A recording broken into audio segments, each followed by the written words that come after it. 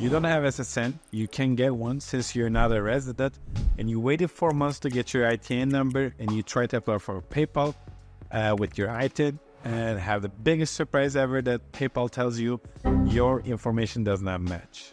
They don't recognize your ITIN. Don't freak out, it does happen sometimes, and you're not the only one. I'll be explaining you what to do. For those of you who doesn't have an ITIN yet, you should have it in order to open a US business PayPal. So if you don't have it yet, this video is not for you. Please check my ITIN video on my channel.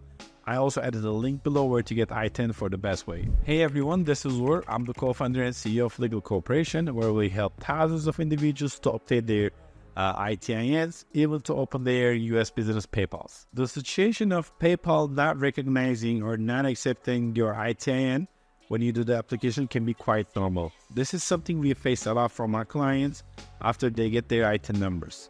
And when this happens, they go like, whoa, am I scammed?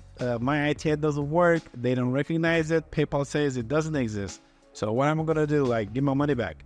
I actually do not know the main reason why ITIN doesn't match when you try to do the application. However, my biggest assumption is since it's new, it may not be at the database or whatever they're checking it at. The solution is super simple. When you receive your ITIN, they need to be providing you with a letter from the IRS that should look like this. If you purchased your ITIN on Fiverr or elsewhere for like $10, if they just give you a number, not a letter, I can tell you that your ITIN is probably not real and it doesn't exist. And the rest of the video is not going to help you anyway. The scan of that letter shows ITIN number is legit to your name, and it's the biggest proof that you do have it. What you need to do is super simple. PayPal has a great support.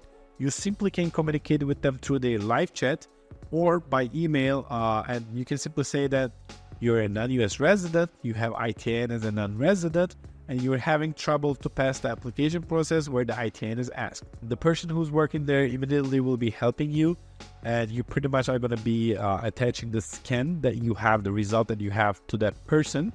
And after that, you're going to be good to go, and they're most likely going to accept your PayPal account without any issues. You do not need to ship the original ITIN letter, document, or anything to them yet.